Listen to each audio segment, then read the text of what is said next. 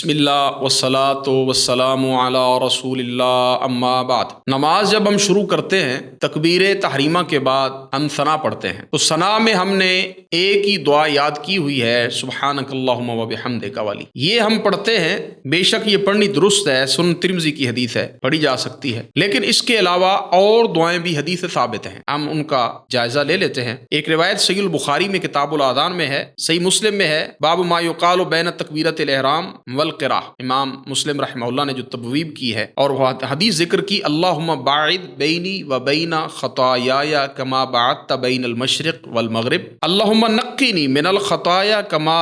ينقى الثوب الابيض من الدنس، اللهم اغسل خطاياي بالماء والثلج والبرد۔ یہ بڑے خوبصورت الفاظ ہیں، کمال کے الفاظ ہیں، یہ بھی آپ تکبیر تحریمہ کے بعد پڑھ سکتے ہیں۔ ایک اور حدیث ہے، وہ روایت بھی بڑی کمال کی، صحیح مسلم کی ہے، کتاب المساجد میں ہے، باب ما یقال بین تکبیرۃ الاحرام والقراء، حدیث نمبر 601۔ اللہ کے رسول صلی اللہ علیہ وآلہ وسلم نے نماز پڑھا رہے تھے تو ایک آدمی نے پیچھے سے کہا، اللہ اکبر کبیرا والحمد للہ کثیرا سبحان اللہ بکرۃ و اصیلا۔ لیکن ہم یہ الفاظ پڑھتے ہیں عام طور پہ عیدین میں، لیکن یہ نماز استفتاح یعنی جو ثنا کی دعا، ان میں امام مسلم رحمہ اللہ نے اس کو ذکر کیا کہ آپ ثنا میں یہ دعا پڑھ سکتے ہیں، اللہ اکبر کبیرا والحمد للہ کثیرا وسبحان اللہ بکرۃ و اصیلا۔ تو آپ صلی اللہ علیہ وآلہ وسلم نے یہ الفاظ سنے تو فرمایا اس شخص کے لیے آسمان کے دروازے کھول دیے گئے۔ کتنے عظیم الفاظ ہیں، اس سے ایک تو آپ نے فضیلت حاصل کر لی،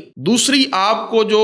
بینیفٹ ملے گا وہ یہ ہوگا کہ آپ کا خشوع و خضوع بڑھ جائے گا نماز میں، آپ نے اذکار تبدیل کر کے نماز کو پڑھا ہے، یعنی عام روٹین میں آپ پڑھتے سبحانک اللہم وبحمدک، تو اب آپ نے پڑھ لیا اللہ اکبر کبیرا والحمد للہ کثیرا وسبحان اللہ بکرۃ و اصیلا۔ کبھی آپ پڑھ لیں اللہم باعد بینی و بین خطایای کما باعدت بین المشرق والمغرب۔ تو جب آپ الفاظ بدل کر پڑھیں گے اور نماز کے جو الفاظ ہیں ادائیگی کے لیے تلفظ کو بہتر کر سکیں گے تو نماز میں خشوع خضوع بڑھ جائے گا، اور آپ کو فضیلت بھی حاصل ہوگی کہ آپ ثنا میں وہ الفاظ پڑھ رہے ہیں جن کے پڑھنے سے اللہ رب العزت آسمان کے دروازے کھول دیتے ہیں۔ مراد یہ کہ آپ کا عمل اللہ کے حضور پیش ہو جاتا ہے، اگر اس میں خلوص ہے تو اللہ کے حضور چلا گیا آپ کا عمل، اس میں آپ دعائیں کریں، آپ اللہ سے مانگیں جو نماز آپ نے پڑھنی ہے، سجدوں میں دعائیں کریں، تشہد میں دعائیں کریں، بے شک پہلے تشہد میں درود پڑھنے کے بعد آپ دعائیں مانگیں، کوئی حرج نہیں۔ بعض لوگ کہتے ہیں کہ پہلے تشہد میں آپ جب درود پڑھیں گے تو آپ سجدہ صاحب پڑھے گا، واجب ہو جائے گا، ایسی کوئی بات نہیں، حدیث میں ایسی کوئی وضاحت نہیں ہے، اور یہ خود ساختہ بات ہے، اس کا رد کرنا چاہیے۔ آپ درود جب تشہد پڑھ رہے ہیں تو آپ اللہ کے رسول صلی اللہ علیہ وآلہ وسلم پر درود پڑھنا چاہیں تو بے شک پڑھیں، کوئی سجدہ صاحب آپ پہ نہیں۔ اللہ رب العزت دین کو سمجھنے کی اور اس پر عمل کرنے کی توفیق دے۔ وآخر دعوانا الحمد للہ رب العالمین۔